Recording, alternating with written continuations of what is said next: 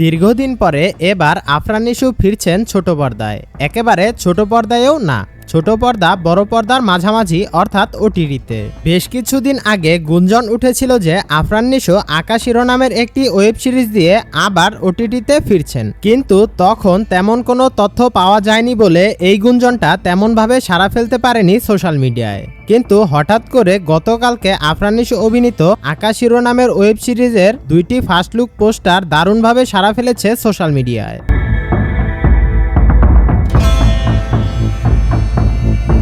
যেখানে আফরান নিশুকে একটু অন্যভাবে রিপ্রেজেন্ট করা হয়েছে এবং পোস্টারগুলো অনেক সিনেম্যাটিক স্টাইলে ডিজাইন করা হয়েছে, যেটা সত্যি অনেক প্রশংসনীয়।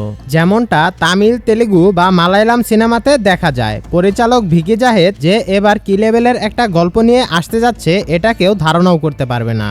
আকাশ শিরোনামের এই ওয়েব সিরিজটিতে আফরান নিশুর ক্যারেক্টারটা অনেক ডার্ক থাকবে, কিন্তু সবচেয়ে ইন্টারেস্টিং পার্ট হচ্ছে এই ওয়েব সিরিজে আফরান নিশু কি নেগেটিভ রোল প্লে করবে নাকি পজিটিভ রোল প্লে করবে এটা বলা যাচ্ছে না।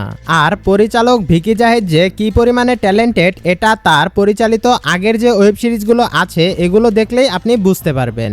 আর আফরান নিশুর কথা নতুন করে কি আর বলবো, তার প্রত্যেকটা ওয়েব সিরিজে পারফরমেন্স থাকে 100-তে 100।